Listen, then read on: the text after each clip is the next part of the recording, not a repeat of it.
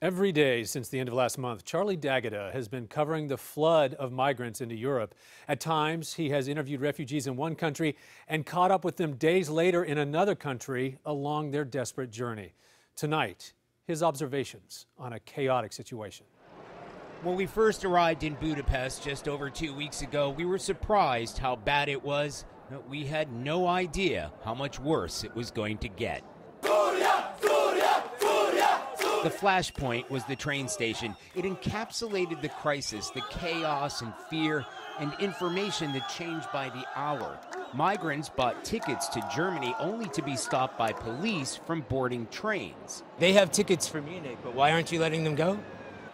By September 3rd, it was beyond overcrowded. Some were trapped for days. Hygiene became a big health issue. They told us they felt they were being treated like animals. But then they suddenly let migrants board trains. In the confusion, everybody kept asking us where they were going. I don't know if it's going to Germany. But it turned out to be a trap.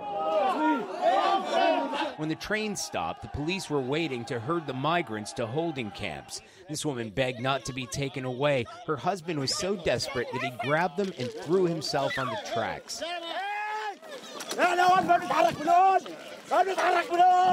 The next day, fed-up migrants stuck in Budapest, who now numbered in the thousands, decided to walk.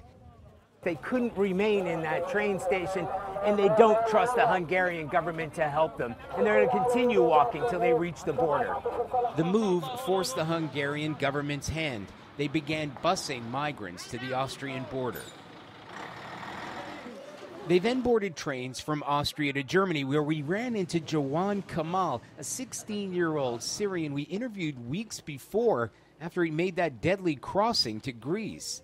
Excited? Yeah. New life, new memories, new friends.